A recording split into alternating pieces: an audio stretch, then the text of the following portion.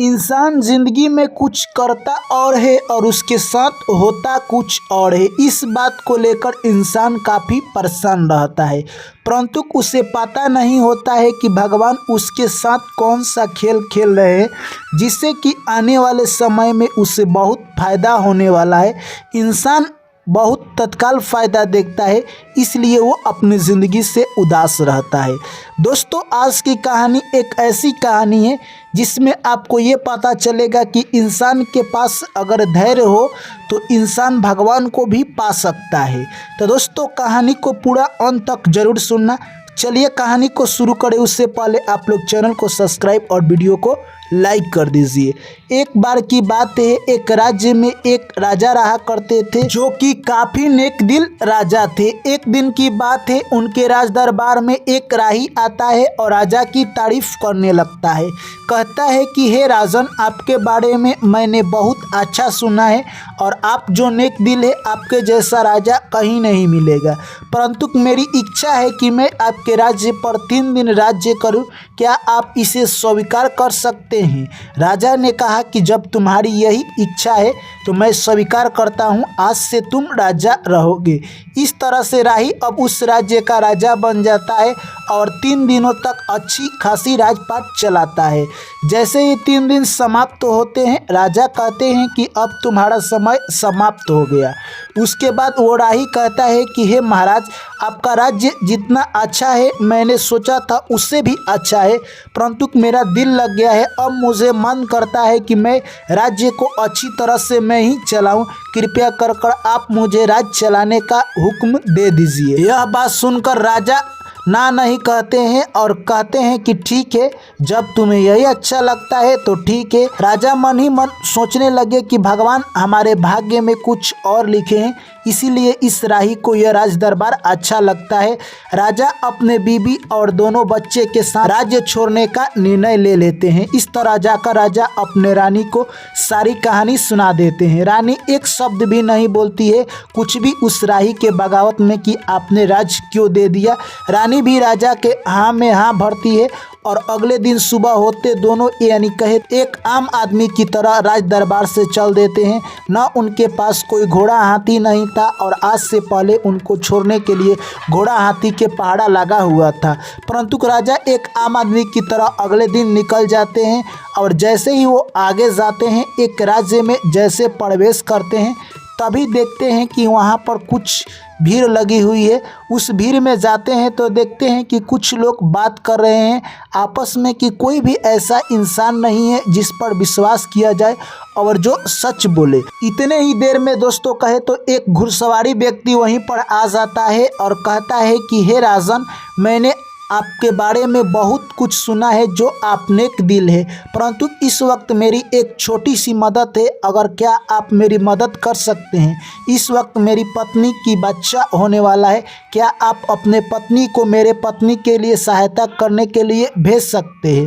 परंतु दोस्तों, घुड़सवारी के मन में यही लालच था कि राजा की पत्नी से मैं शादी करूँगा।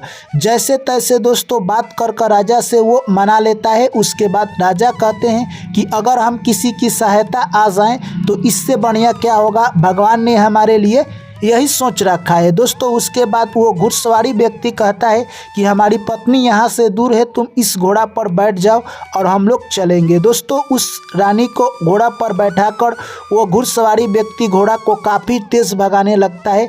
रानी को एक बात की भी भनक नहीं थी कि ये जो घुड़सवारी व्यक्ति है मेरे साथ कुछ गलत व्यवहार करने वाला है। इस तरह से दोस्तों जैसे ही वो काफ़ी दूर जंगल में लेकर चला जाता है, तब रानी को समझ में आता है कि यह व्यक्ति मेरे साथ कुछ गलत करने वाला है, इसीलिए ये मेरे पति यानी राजा से दूर लेकर आया है। इस तरह से दोस्तों वो अपने गांव लेकर चला जाता है और रानी से विवाह करने का प्रस्ताव रखता है, परंतु रानी साफ दिल की थी। उसके प्यार और शादी का जो प्रस्ताव था उसे टुकड़ा देती है। कहती है कि मैं ऐसा नहीं कर सकती हूँ, क्योंकि मैं पतिव्रता नारी हूँ। इस तरह से दोस्तों वो रानी प्यार को टुकड़ा देती है। इधर जो दोस्तों राजा था वो सोचता है कि मुझे आगे चलना चाहिए, मेरी पत्नी आखिर क्यों नहीं आ रही है।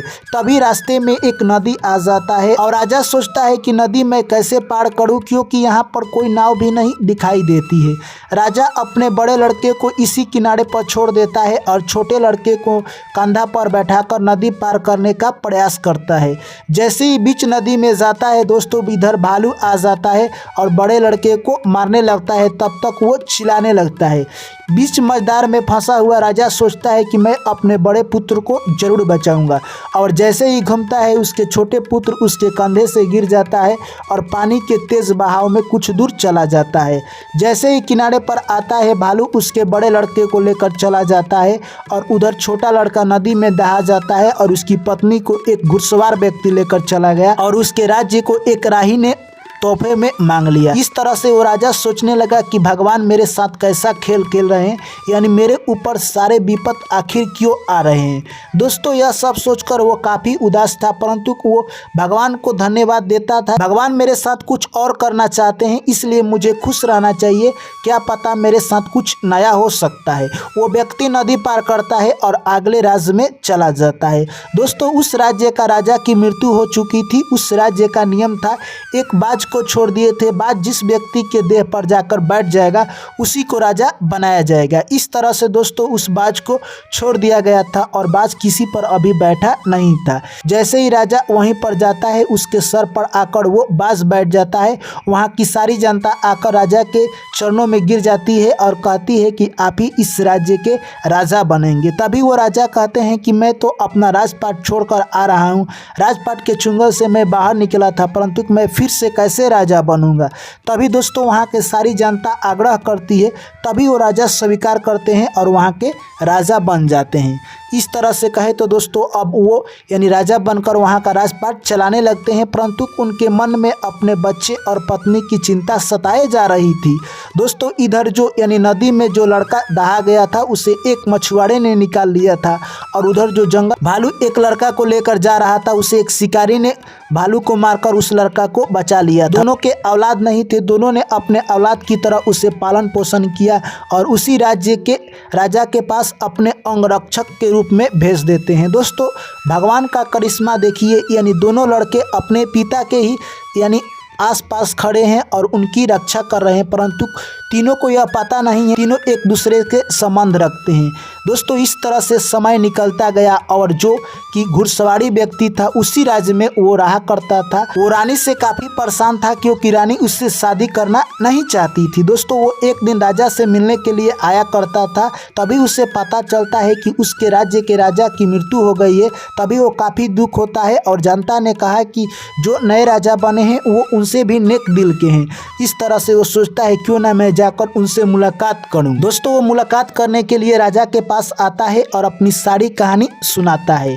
इस तरह से कहे तो दोस्तों वो राजा कहते हैं कि ठीक है, जब तुम्हारी इतनी समस्या है, अगर तुम्हारी पत्नी कहीं पर भाग सकती है तो मैं अपने दोनों अंगरक्षक को तुम्हारी पत्नी को यानी कहे तो सेवा करने के लिए भेजता हूं, जो कि रखवाली करेंगे। इस तरह से दोनों लड़के चले जाते हैं रखवाली करने के लिए और गेट पर खड़े थे। अभी दोस्तों यानी दोनों अंगरक्षक में से एक बोलता है कि आप कुछ कहानी सुनाओ जिससे कि नींद ना आए, हम लोगों को रात भर जगना है। तभी उसका बड़ा भाई कहता है कि मैं अपनी ही कहानी सुनाता हूँ। मैं एक राजा का लड़का हूँ, मेरे पिता ने एक राही के कहने पर अपना राजपाट दे दिया और हमारे मम्मी और दो भाई को लेकर वो जंगल की तरफ निकल चुके। मेरे मम्मी को एक घुड़सवार व्यक्ति लेकर भाग गया। मेरे पिता छोटे भाई को पार कराने के लिए जा रहे थे और मुझे नदी किनारे बैठाए थे। जैसे ही मुझे भालू ने चहटा तब तक पिता मुझे बचाने के लिए आए और मेरा छोटा भाई नदी में दहाकर चला गया और मुझे भालू उठाकर लेकर चला गया।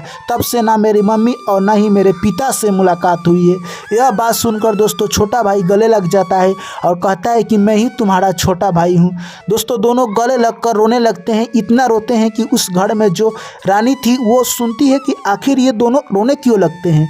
दोस्तों रानी आकर पूछती है कि तुम लोगों का क्या कहानी है। सारे कहानी सुना देते हैं दोस्तों और तीनों गले मिलकर रोने लगते हैं।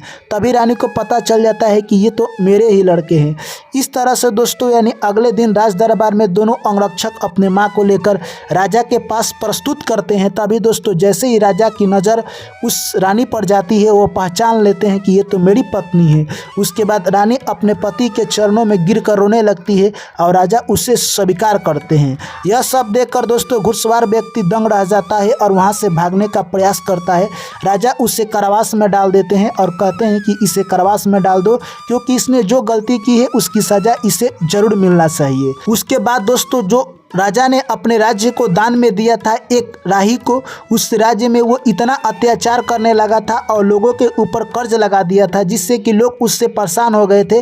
मंत्री ने एक दिन उसे अपने चाल में फंसाकर मार दिया। इस तरह से वहाँ के जनता आकर राजा से अपील करने लगती है। तब राजा वहाँ पर जाने के लिए स्वीकार कर लेते हैं और 6 माह वहाँ का राज चलाते और 6 माह यहाँ का राज चलाते।